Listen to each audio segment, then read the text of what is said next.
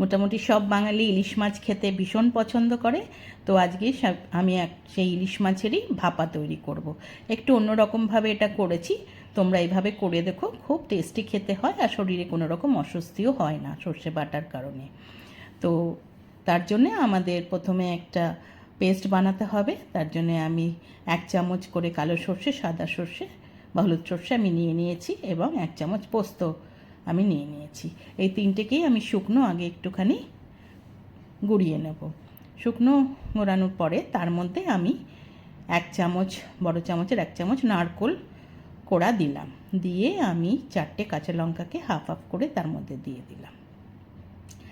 দিয়ে এবার আমি সামান্য জল দিয়ে আগে এটা একটু ঘুরিয়ে নেব, পেস্ট করে নেব।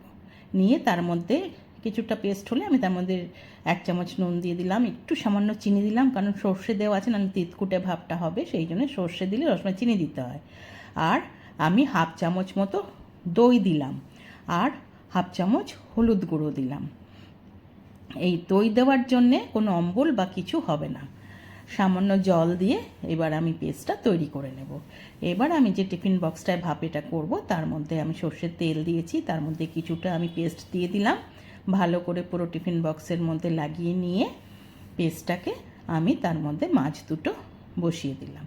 দিয়ে ভালো করে মাছের গায়ে এবার তার উপরে আমি পেস্টটা দিয়ে ভালো করে মাছের গায়ে মাখিয়ে নেব পেস্টটা।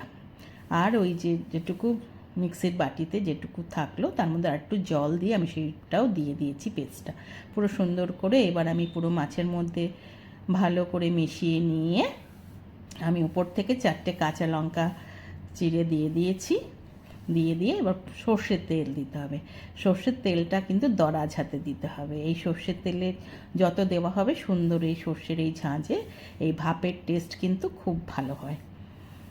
তো এবার আমি টিফিন বক্সের ঢাকাটা আটকে কড়াইতে এটা ভাপাবো।